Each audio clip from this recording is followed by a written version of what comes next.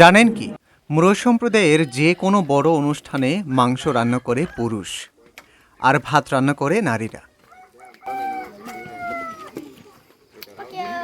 এদিকে নারীরা ভাত রান্না করার জন্য প্রস্তুত নিচ্ছে। ওদের মধ্যে অলসতা খুব কম মানুষ দেখা যায়। শিশু হোক, যে কাজ সে জানে সেটি করে সাহায্য করবে। কেউ বাচ্চা দেখছে, কেউ রান্না কাজের সাহায্য করছে, আবার কেউ কেউ পানি আনছে ঝিরি থেকে, কেউ বা কলা পাতা আনছে। তাদের মধ্যে সবথেকে সুন্দর একটি বিষয় হলো ওরা প্রকৃতির সম্পদকে সুন্দরভাবে ব্যবহার করতে জানে।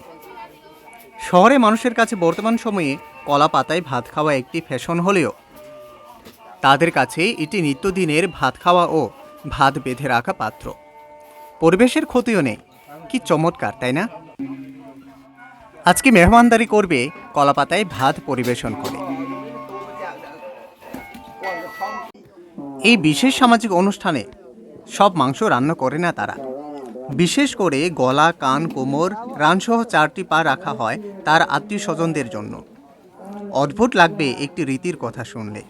বলি তাহলে, মাংস দেনা পাওনার ক্ষেত্রে বিভিন্নভাবে ভাগ করেন তারা। যেমন বোন এবং বোন জামাই সম্পর্কীয় আত্মীয়দের দিতে পারবে রানের মাংস, সাথে হাঙ্গর মাছ যদি থাকে। ভুল করলে ক্ষমা চাইতে হবে আবার। আর চাচা জেঠাতো ভাই সম্পর্কীয় আত্মীয়দের জন্য বরাদ্দ কোমর মাংস এবং গলার মাংস। বুকের অংশ দেওয়া হয় অন্যান্য মানুষকে যাকে সে আপন মনে করে।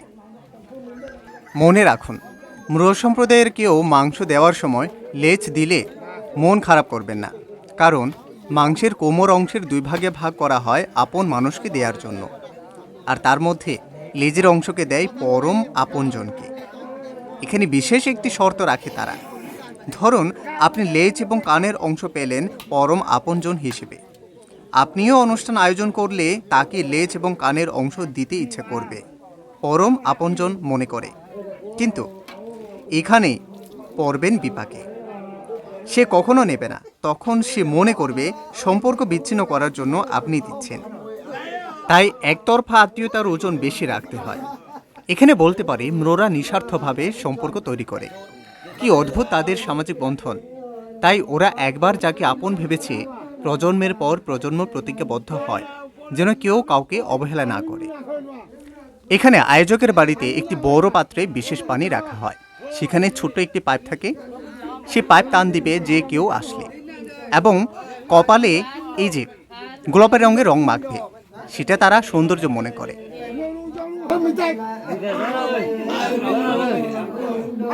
এবার আসি রান্নার কথা।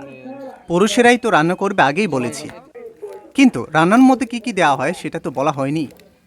এই রান্নার মধ্যে এই যে মাংসগুলো রান্না করা হবে, বাকি অংশ যেগুলো আত্মীয়দের দেওয়ার জন্য আলাদা করে রাখা হয়েছে সেটা ছাড়া অন্যান্য বিষয়গুলো রান্না করা হয় মরিচ, লবণ আর আদা এবং বিশেষ একটা পাহাড়ের মশলা, পাহাড়ে যে গাছ থেকে হয়। শহরের কোনো পেঁয়াজ, রসুন বা তেল ব্যবহার করা হবে না এখানে। তাই বলতে পারি মুরারা হচ্ছে তেল ছাড়া মাংস রান্না করে খায়। আবার এখানে সাদা সাদা অংশ দেখা যায়, এটা হলো সাদা কুমড়া, যেটা জমি চাষ করা হয়। এখানে মরিচ দেয়া হবে, জুমের মরিচ, প্রচুর মরিচ দেয়া হয়, তাই অনেকে খেতেই পারে না। আর একটি বিশেষ একটি জিনিস দেওয়া হয়, সেটি হলো চালের গুঁড়ো। চালের গুঁড়োর সাথে আপনার হলুদ দেওয়া হয়। সে মিশিয়ে রান্নার একদম অর্ধেক সময়ে সেই চালের গুঁড়ো ছিটিয়ে দেওয়া হয়। এটাই হচ্ছে তাদের খাবারের রান্নার পদ্ধতি।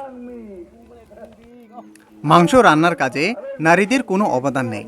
তাই বলেছি, ম্রো সমাজে ভাত রান্না করে মহিলারা আর মাংস রান্না করে পুরুষেরা। সব কাজ শেষে এবার খাবার পরিবেশন করার সময়। আগেই বলেছি কলাপাতা কেন আনা হয়। কলাপাতায় অনেকেই সরাসরি খায়, আবার কলাপাতা না খেলেও তাদের থালা বাসন আছে, সেখানেই পরিবেশন করে। কিন্তু তার নিচে কলাপাতা থাকতেই হবে। এটা তাদের বলা যায় ডাইনিং টেবিল। ভাত খাওয়ার শেষে এবার মেহমানদেরকে বিদায় দেওয়ার সময়। কি কান্দনা করেছিল সেদিন! আমরা ভাত খাওয়ার পরপরই দেখতে পেলাম নিচে অপেক্ষা করছে প্লুং বাদকরা। আমাদেরকে বিদায়ের সময় প্লুং বাজিয়ে এবং নেচে তারা বিদায় দিল। কারণটা হচ্ছে সেদিন ওয়ার্ডের মেম্বার এসেছিল, কয়েকজন এসেছিল, সেই কারণে এই বিশেষ ব্যক্তিদের কারণে তাদেরকে এই বিশেষভাবে বিদায় দেওয়া হয়। এই প্রকৃতি মনা মৃ আদিবাসীদেরকে আপনি যত্ন করলে তাদের থেকেও খুব ভালো যত্ন পাবেন। তাই প্রত্যেকটা জাতিকে সম্মান করতে হবে আমাদেরকে।